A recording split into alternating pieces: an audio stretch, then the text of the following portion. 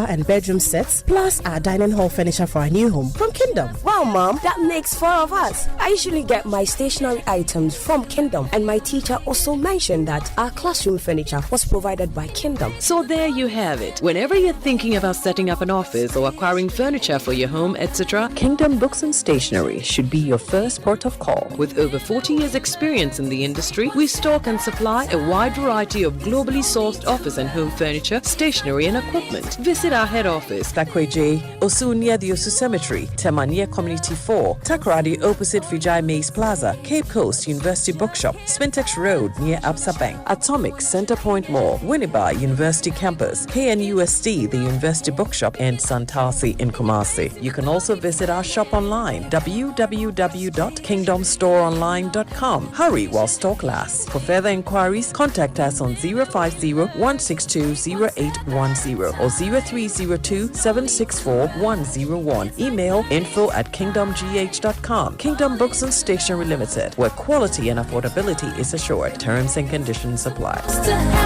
M&C Group is a leading investment holding company with expertise in minerals and food commodity trading, precious minerals refinery, real estate development, and logistics and energy. With individually registered companies, our headquarters is located in Accra, Ghana, with operational offices in Dubai, UAE, Hong Kong, and Guangzhou in China, Johannesburg in South Africa, Virginia in the USA, and Milan, Italy. We connect business markets and drive growth. Trust us to maximize value in every deal. Call us on 0302-551-917 or 0302-551-918 or send us an email mncgroup@mncgroupgh.com.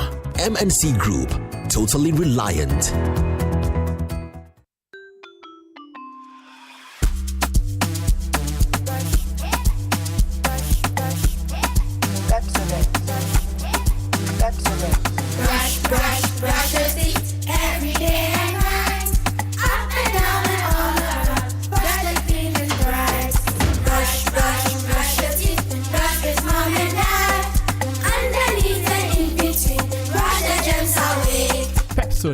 Cavity protection.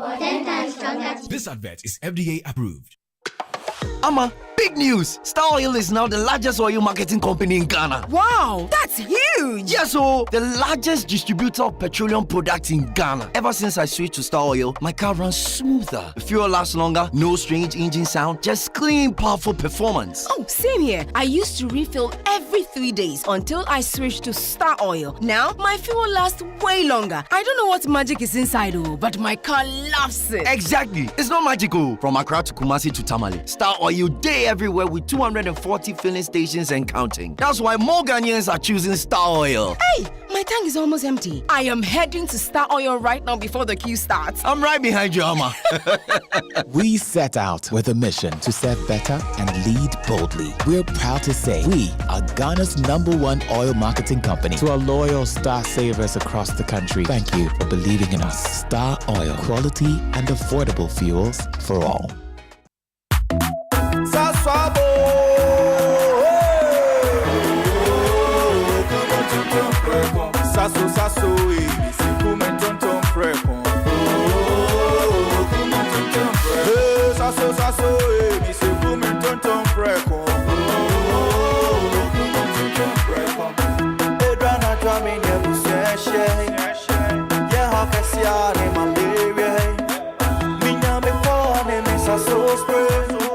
Every mosquito study run away.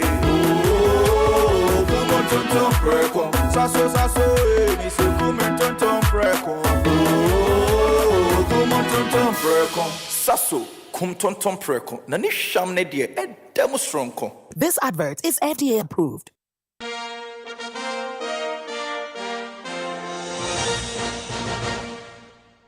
Welcome back to Ghana Connect. And this is exactly what happened with Carlos and his cameraman and their eyewitness interviewee, and how a military man just stormed in and assaulted all of them.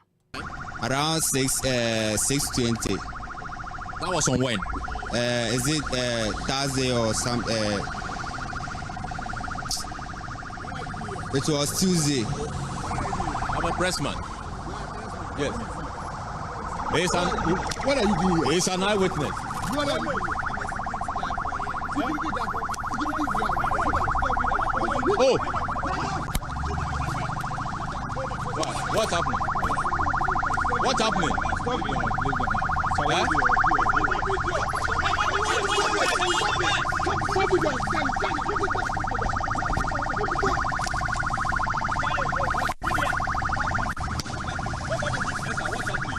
You are pressmen. No, but the way he handled the machine can have an impact on it. We are here to report on what is happening. Yes, we are media men. Yes. We understand you are doing your work, but you cannot stop us from doing our work. Yes, respectfully. Yes. Okay.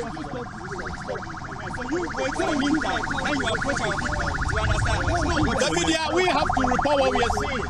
So respectfully. You can report it. Okay. Look at you should know it.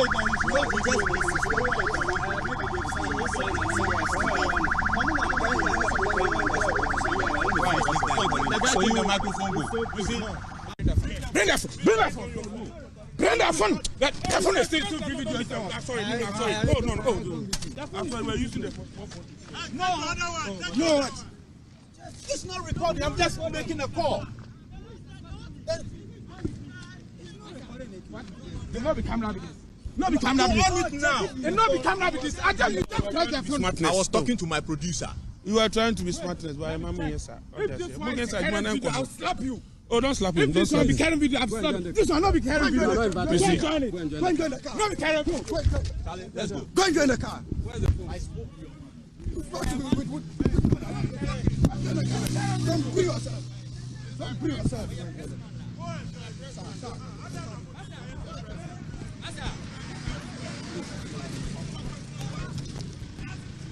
Please. I was talking to my producer. I know the time you started. You see, I said I want to speak to your man. I was talking to my producer. And now, please.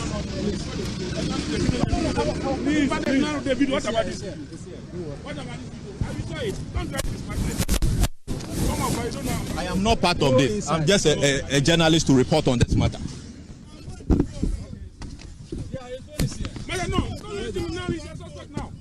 I'm a suspect. Now. Please.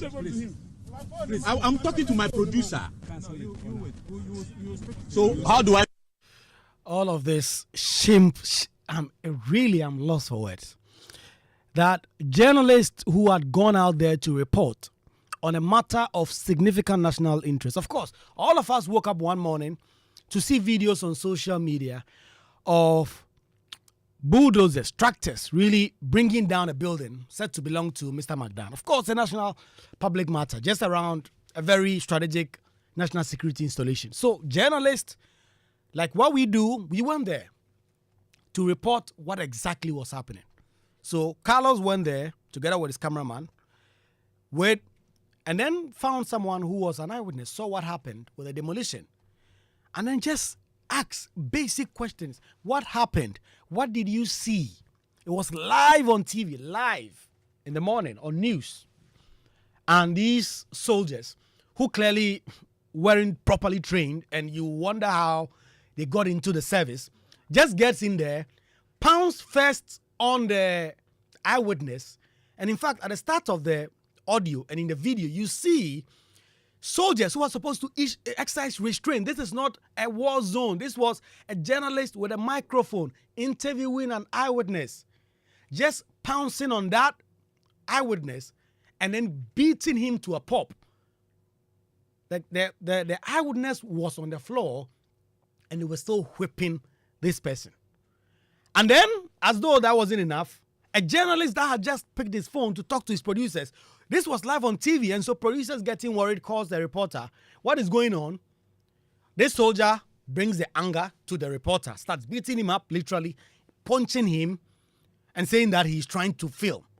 As though that is not even the right of citizens. If security agencies, police, military, whoever they may be, conduct any such operation, and they don't provide any justification to show that it is a national security matter for which reason journalists cannot cover, and a journalist picks the phone up, just that is, and you hear the soldier, the kind of language he was using. This was so shameful to listen to, and never again must journalists, ordinary citizens, be subjected to such brutality. Frankly, in the name of people like this doing their job. So we have some really brilliant minds who are connecting with us on this matter. Stephen Mensah will be with me in studio pretty shortly. He's a colleague here as well. He goes to the grounds. He sees some of these things. He'll connect with us. We'll get to him. We're hoping we'll get Carlos Calony also on. Carlos is the one who was at the receiving end of this ordeal, and we'll connect Carlos pretty shortly. But also Manuel Cranton used to be in this industry with us. He was with us here at JoyNews. Used to hear him on the 6 a.m. news with a very silky, soothing voice. Now he has run away to go and be in Obi Manso, UK. Whatever he's doing there, he will come and tell us on the radio today. But also Ernesto Yeboah.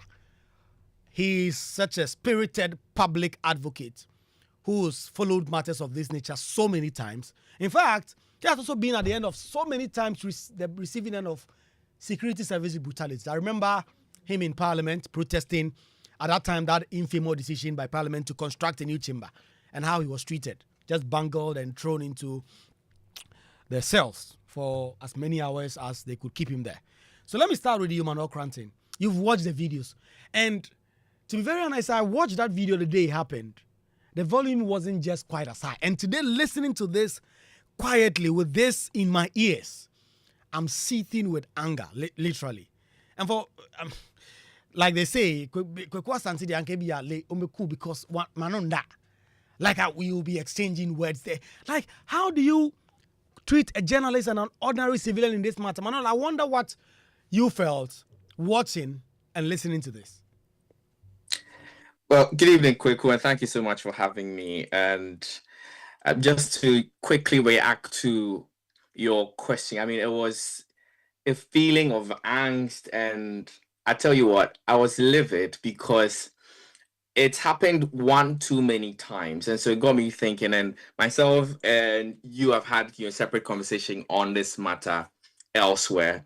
My position is that, look, it's terrible.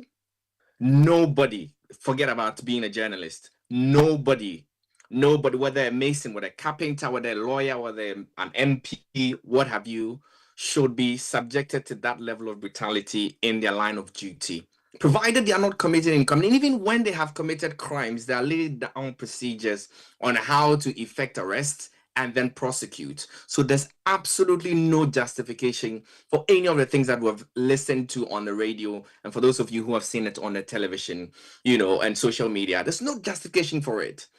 But then again, my question is, why is this happening repetitively, right? Why is it happening one too many times? And I've listened to colleagues across the country, detail the number of incidents that we've had over the course of seven months. We're averaging 12 cases of police or what have you assault on journalists every year, and we're in the middle of 2025. We're already doing 13 cases, surpassing the annual average that we record. It's unprecedented, right? And so naturally there should be a response, and I guess the response that we have seen, one from the multimedia group, credits to the group, also from the Ghana Journalists Association, and by extension, really, the entire community of journalists in Ghana, because people, have been shaken, because like you were saying, it could have been you, Kwaku, on that field, asking questions and then being at the receiving end of that assault. Like I'm saying again, why? And I come to the conclusion that, Kwaku, there is this attitude, the normalization of this attitude. We have sort of encouraged the impunity so much so that it is absolutely normal. Well, now, when you mention national security or you mention the military in Ghana going on any operations, you can ask even a 3-year-old child, a 5-year-old child in Ghana, and they will tell you that, hey, these people there, they'll beat you. These people there, they'll beat you. And it has become sort of an unspoken rule, a latent tradition that when national security people are involved, they are going to assault you, they are going to hit you. When they take you to Blue Gate, you are going to hear it. And all of us have accepted it. We don't get this angry as journalists. And my argument will unravel as we move on to say that, look, much as we are victims, I suppose we are becoming enablers of it. And I explained to you quite later. It's quite a controversial thing, but I explained to you later that, and let's say about who's on the call with us tonight, has been assaulted, not once, not twice. I don't think that we got this level of, coverage, anger, and reaction from journalists. We didn't. And Ernesto is just one of so many examples. Too many people, whether they are, we heard of the Ashaiman, incident, we heard of the war incident, military officers just go into town, brutalize people, beat people, and then we're okay with it. Till date, people have not been named. And you made an example of the Ablekuma North incident that happened, I think, a couple of weeks ago. We know that the journalist who was slapped, Kwabena Ejikumbana of GH1 television, we know his name. There's a claim that, of course, the police has released a statement saying they have held him for a charge of assault. We don't know the name of the police officer. We have named the victim, but we cannot name the perpetrator who is emboldened to slap a journalist on duty when cameras are flying all over. They know that. It's just a journalist. Let me just slap him, and then we'll move on. And that's what is happening.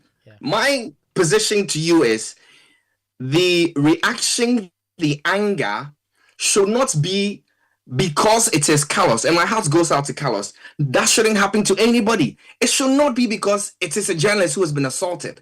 It should be because there is an attitude and this culture of impunity that is flowing really around whether it's national security, whether it's the military, whether it's the police and our security services, that it is okay to assault journalists, or it is okay to assault citizens, insofar as they are not, uniformed officers. You can beat them and then you'll have your way. I mean, they'll scream for 1 week like we are doing tonight, and the next time, the next news item pops up and we move on. I mean, it's a good point that you make. Very instructive point that, listen, it's almost like that Martin Imola poem about they came for the Jews, you didn't speak because you were not a Jew, but they came for you, there's no one left to speak for you. I guess, but before I get to Ernesto Yeboah, just now that we know now that the police officer involved in that very shameful conduct, in fact, was Adenta Divisional Police Commander. He was called Lumo, and that's why the police now see that they've taken him up. And Ernesto, let me come to you. You've heard Manuel talk about how many times you have been at the receiving end of this very dastardly act by security services, whether you're on protest, very harmless protest. In fact, sometimes protests that will inure to the benefit of these same people.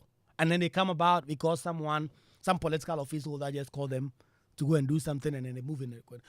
Let's start with this Carlos incident, and we're going to broaden it. How embarrassing and how shameful is it that you watched that video, that you saw that, and really, as of now, this is becoming normalized with police, military just going about beating journalists doing their work? Yeah, thank you very much, and greetings to you and to our wonderful listeners out there. To say I'm scandalized, I mean, is to say the very least. But then I'm also a bit mixed in there because it's not surprising. This subculture has subsisted for years, right from the Buzia era all the way through the Echampon to Rawlins's era to today. And so it's just like Manuel was saying, it's a subculture that has remained with us for a very long time and very normalized. The security organizations in this country still dwell on their colonial mandates. I mean, let's go to their pedagogy. I mean, how they are trained.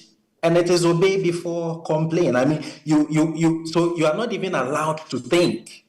And so anything that looks like thinking, anything that reasons to challenge a position that they have taken becomes, it's met with annoyance and brutality. Just last week, a member of our organization, and he's part of the leadership. There's the leader of the Students' Command of the Economic Fighters League, Arimiao. He's on his way from Kaswa, only for the police to stop them for a search. And so he demands for the identification of the police officer who wants to conduct the search. And then the police officer obliged, showed her identification, and then the search was conducted.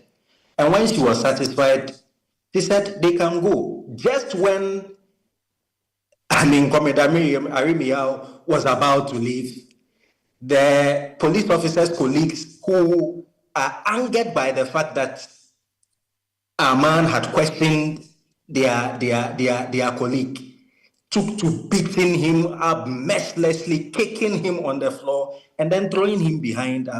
So this is a testament to where we are, and it's not just them. Look, if you live in a society where the police or the military can beat citizens, people blatantly, nothing happens. It's like, you heard what Dominic Nitiwu said after the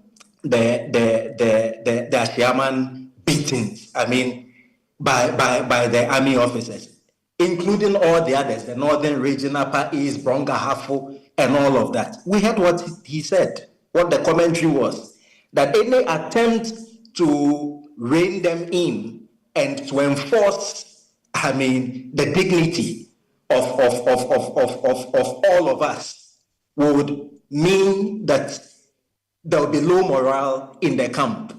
And because of that, no action was taken. Eric Ofochu was shot and killed in broad daylight. What has happened with Eric Ofochu? And so we have to admit that we live in a society where the laws doesn't work, especially when it comes to the security. They can do anything that they want. But let me also point out that there has been also over the years some divide and rule that the ruling class actually plays. For instance, they call journalists fourth estate of the realm. What does that mean? Where is that legislated? Do you get extra pay by being accorded fourth estate of the realm? It's simply to divide. We are citizens. You are part of the masses. You are not part of the ruling class. But because journalists are so close to exposing the rorts and indignities and enforcing accountability of the upper class in our society, they have to give you a name so that we are deceived into thinking that, we are journalists, we are special people, and therefore, what happens to the masses isn't really something that we should be concerned about. And it's very important what you say. And I've thought, to be very honest, I've not even thought about it that way. This so-called fourth estate of the realm. It's side and side. You can look at it different ways, but it's very instructive how you've linked it to the divide and rule and making you feel like you are anything but really nothing. Because, what does it mean for anybody to say you are fourth estate? Very interesting. And Carlos is connecting with us pretty sure. Let me speak to him. But the presidency, they put out a statement signed by the Minister for Government Communication, Felix Kwachu, that said the government condemned the acts of the said police officer, and the president had instructed the Defense Minister and National Security Coordinator to investigate the matter and bring the officers involved to book. Subsequently, the president himself spoke to the matter. This is what the president spoke. This is what the president said at the Jubilee House. Before I conclude, allow me to condemn in the strongest terms the recent incident involving the manhandling of some journalists by our security personnel. Such conduct is unacceptable and will not be tolerated. I have instructed that the incident be thoroughly investigated and that the officers involved be sanctioned accordingly. And I think perhaps the president would have done a bit better if he mentioned the name of the journalist involved. Of course, we know a journalist was attacked, but which journalist and all that. But I guess that will be asking for too much, especially when it comes to politics in Ghana. And Carlos is connecting with us. Carlos, ever since the presidency put this statement out and the president himself made these comments, have you been reached out to in terms of any investigation? Because this thing happened a couple of days back. Have you been reached out to in terms of investigations being done? Carlos, can you unmute? Hello, Carlos. Well, it appears I've lost Carlos. I'll bring Carlos back because it's very interesting. We need to know. The presidency put out a statement saying all of that. Carlos is back with me. Carlos, I was asking whether you've been reached out by any of the bodies the president mentioned and tasked them to investigate this matter. Yes, indeed. On Thursday morning, I received a call from the multimedia group management, and they said the military high command had sent some military police to investigate the matter. So yes, Thursday I met them and they asked a number of questions. I gave my version of the story, what happened on the day, and they took statement and they made it clear that the powers that be actually on them to get to the root of the matter and conclude on investigations within the shortest possible time. So yes, they reach out. Because they've reached out and investigations are ongoing, let's not we're not going to get into their investigation. They should do their job. Hopefully by next week, this is a very simple matter caught on tape. They should be concluding this before we start bringing in the fire again. But I want to go back to the incident. And because I think when they came in pouncing on this, I mean, innocent, very harmless eyewitness guy who you put in trouble because you went there to interview. And I say that on a bit of the lighter side, who was beaten to death. And then after they finish, they turn to you. And they say, now you're a suspect and I'm shoving you into a waiting vehicle and all that. I want to know how you felt and what was going through your mind at that particular moment while you were doing your job. Well, you know, the whole thing was not as though the military officers were there before we got there. So we had no idea whether they were going to come or not. So we're just doing our normal interview with the eyewitness. I had spoken with the CEO of the Magdan group, not Magdan himself. He's the CEO of the group. Magdan is the group chair. And so the eyewitness was the one that saw everything. And we were ready and we're talking. We just started talking to him and then they arrived. So I would say we're taken by surprise. I was shocked. And when I turned, when the eyewitness was speaking to me and I turned and I saw the army officer with a gun, I was terrified. And he was not alone. The one that, pounced on the guy, there were others around him with the gun. Some were trying to raise the gun up and all that. It was traumatizing, to say the least. And when I saw the CEO with the three others, kneeling at gunpoint, it was that point that I realized that the thing was getting out of hand. And it was around that same moment that I received a call from my producer, and I was talking to him on the phone when the officer said I was secretly filming the kneeling of the Magdan CEO and the three others. Then they rushed and started beating me up. In fact, I received 2 blows on my neck. First one from behind I didn't know, it just came. It came as a shock. And you know how when you're not expecting a blow or something, how it hits you? Yeah. It sent some shivers down my spine. It was so heavy. And I must say that since then I've not recovered. I'm still receiving treatment. the doctors are saying I need to undergo MRI, because myself, I was hoping that the next day the pain would go, but still, it's still there. So yesterday I saw my doctors and they told me if it persists after 4 days, we need to go beyond just X-ray and do MRI. So the assault on me personally is traumatic, but I'm not seeing it as just on me, because I see this as an assault on media freedom, press freedom, where ordinary Ghanaians cannot speak to journalists, where journalists themselves do not feel safe to go about doing their work in the country and all that. So it goes just beyond me.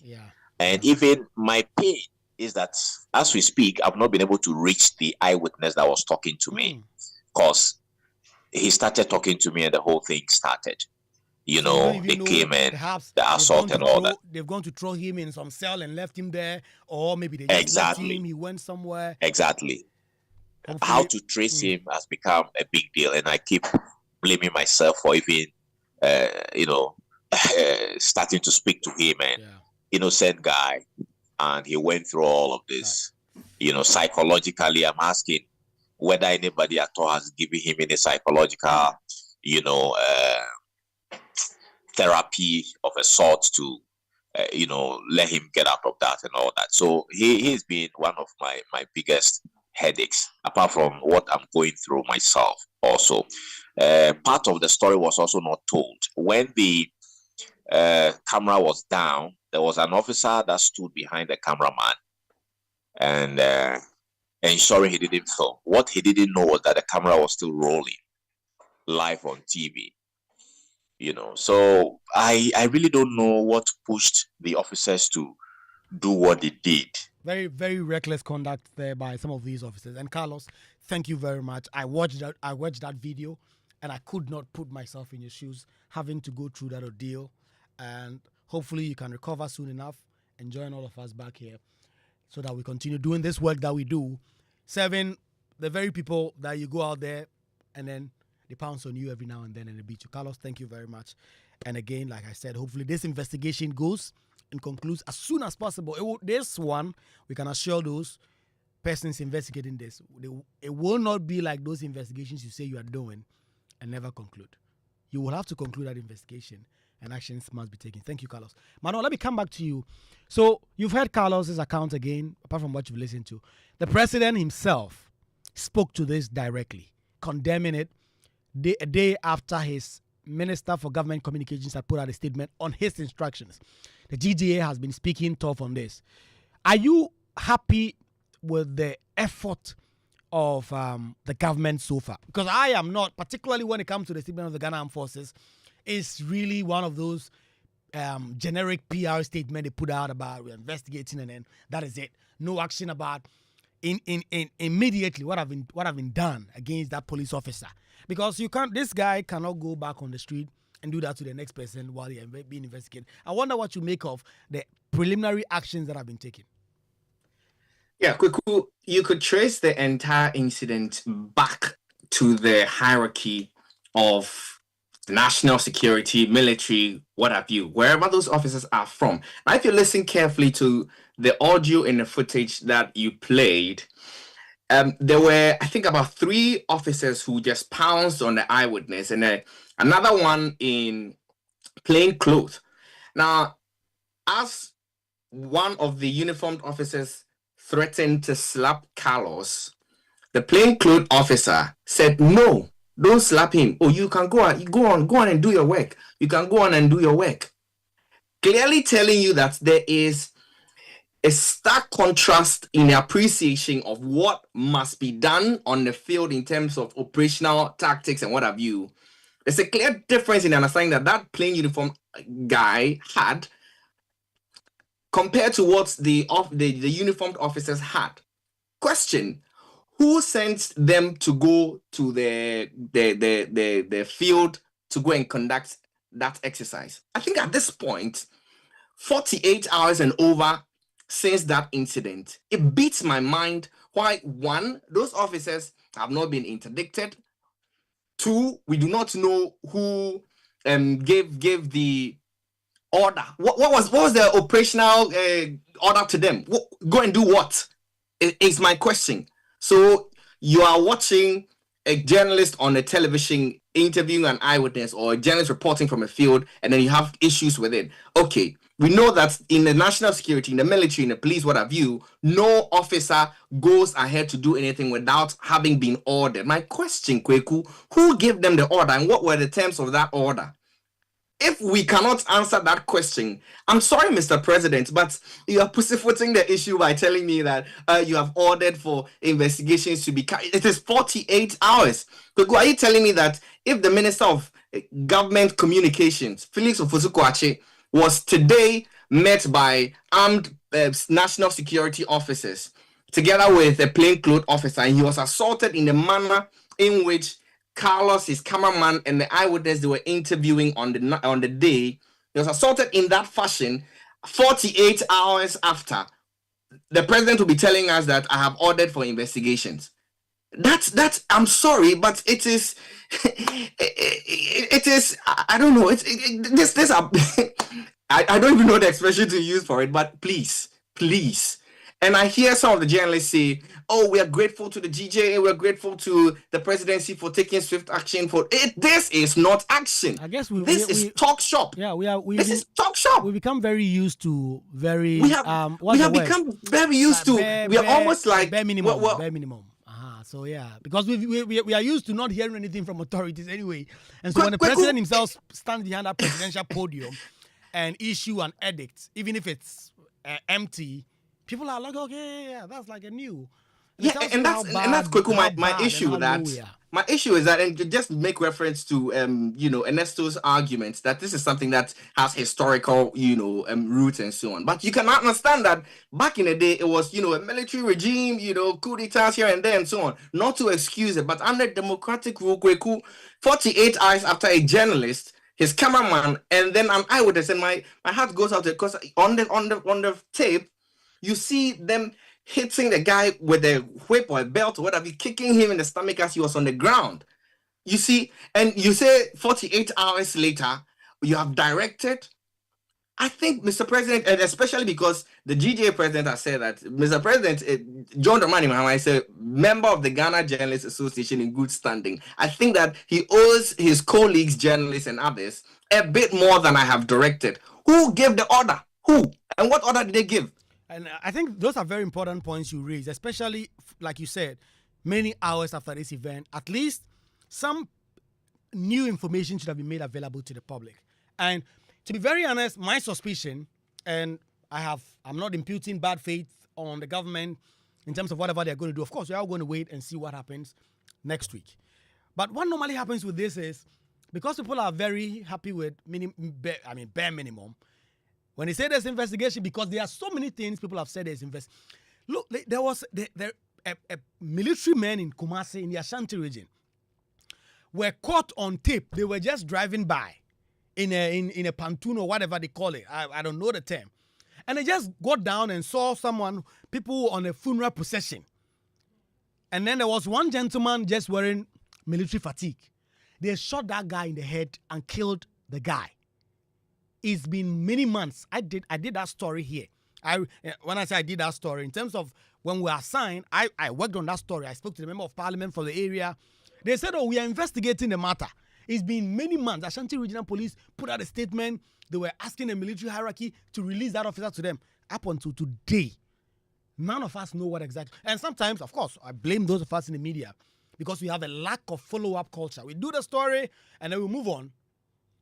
If the authorities themselves don't get back to us, or perhaps as we don't have our skin in the game, we don't do follow-ups. They killed a man. They killed him. A poor guy wearing military cap. It could be me. It could be you. You're wearing some shirts with some military design in it. Military soldiers getting around. Just get down and say, remove it, remove it, remove it. One guy just cocks his gun, shoots the guy in the head. The guy is dead. I'm sure the family has buried him.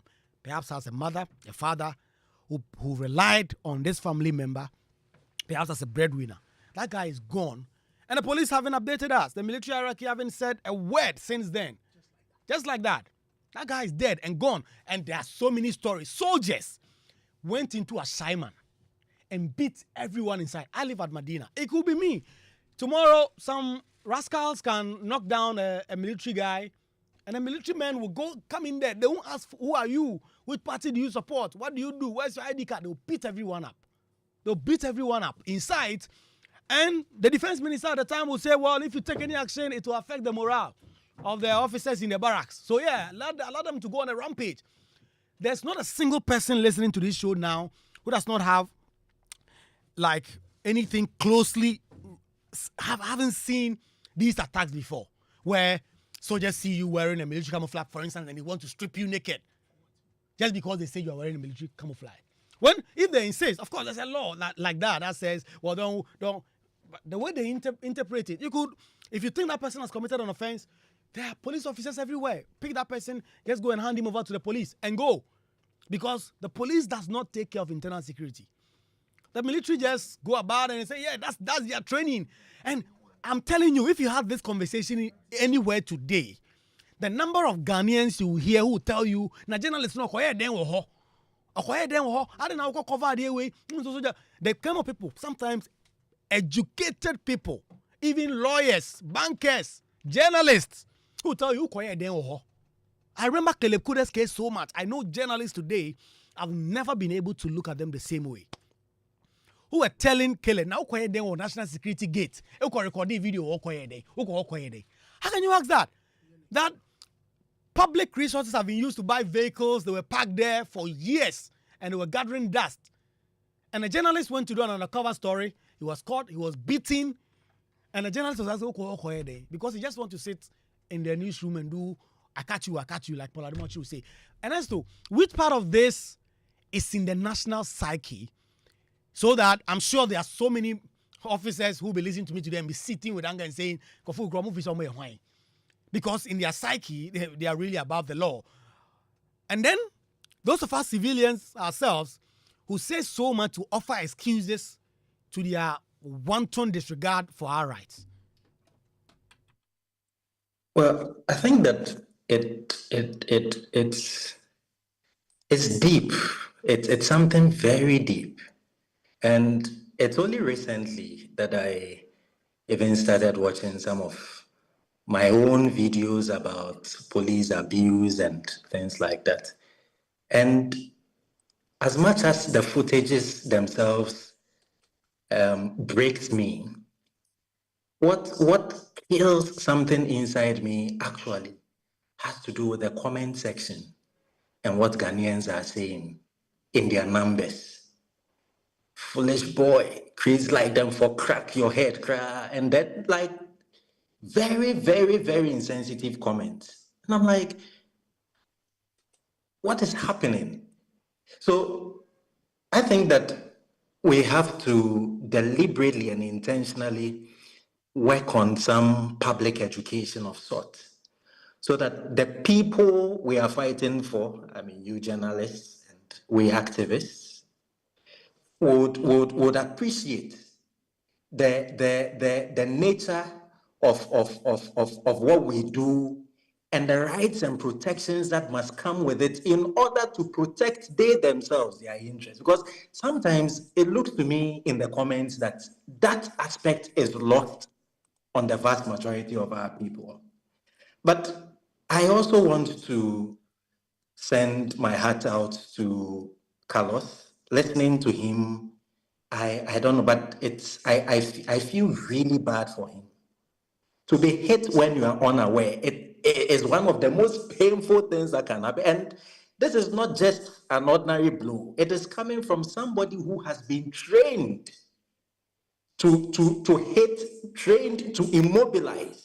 Hits you where it hurts the most. Exactly. And so I am hoping that beyond the statement from his organization, Multimedia takes the extra step in his personal restitution and also enforcing accountability on the part of the state to compensate him. Because the scar may not just be physical. He was talking about trauma, and we have to take it seriously. We have to look out for him and ensure that his mind is in a good place. Yeah. Because this is the kind of experience that can scar your imagination, your conscience forever if one doesn't take care. Yeah. The other thing that I'd want to talk about has to do with government itself. We all know this has nothing to do with President Mahama or the NDC or the majority in parliament or even the minority may not have sanctioned what the military officers did. But then it has happened. It is the action of the government thereof that would make this very unconscionable, this condemnable act by the armed forces have a place in the Press Freedom Index. I mean, when it comes up later, if the processes go through, there is a thorough investigation, the officers involved are dealt with, I mean, as they have to. I don't think this would go against them. And so let us not politicize this or make this a partisan issue. And I'm speaking to party members and party folks and all of that. The moment you begin to place it within the political party context, you would allow these unscrupulous military and security officers to go scot-free. It's. I mean, you spoke about the emotional thing that people go through and sometimes the pain. In this same company, and just as we prepare to just get out of here, one of the most promising journalists that I knew, many years when I was at the University of Ghana, when I was at Radio University, I knew of a gentleman called Lateef Idrisu. He was one of the most, long before reporting on illegal mining became vogue, and people went out there and there was a guy called Lateef Idrisu. He was where all journalists were afraid to be. Where the gunshots were, Lateef was there, covering. And it wasn't like Lateef loved the shots of gunshots. If he wanted, he could have watched some on YouTube. It's because he cared about this job. He wanted to report it in such a way that for those of it, because when we do the things we do, when I'm in parliament and when it's chaos, MPs are breaking tables and I'm standing in the middle of it, it's not because I love it so much. It's because we think it's a responsibility. We have a responsibility towards those of you who are home to get to know what exactly is happening. Lateef Idrisu was attacked at the police headquarters. Lateef's career has never been the same again. Policemen beat him up with guns, the back of guns. His skull was cracked. Lateef has been relapsing. Every now and then he comes to work. He tries to do the work because he loves the work. Every now and then he comes, and then a couple of days back he has to go and do some treatment all over the place. Lateef's life has never been the same, and we hope Lateef gets to have his life back like all of us. Policemen beat Lateef up at the police headquarters. The police, as of now, they are still in court litigating this matter.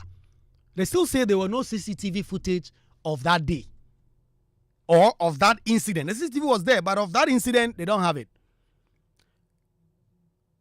Lateef Idrisu's life has never been the same. And I really do hope that, politicians and their supporters, I was in this country, I was here, when Gabi Asarachidakun was attacked by the police and security services when the MPP was on a demonstration.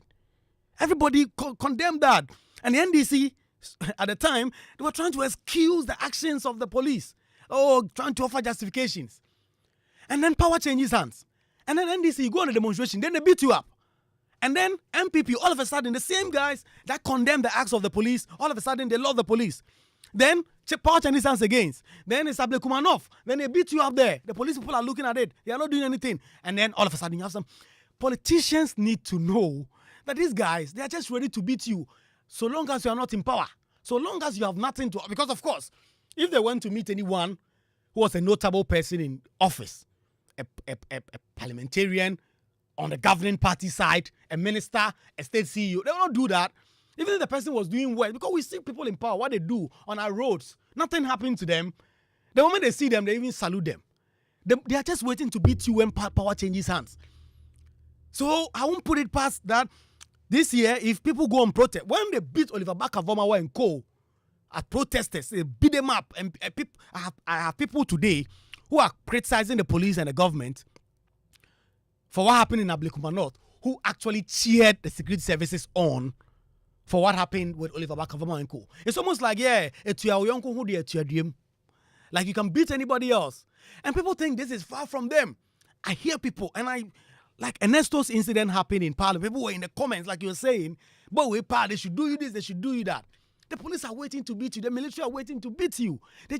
When we fight for this, is because each and every one of us can get to the point where you are involved.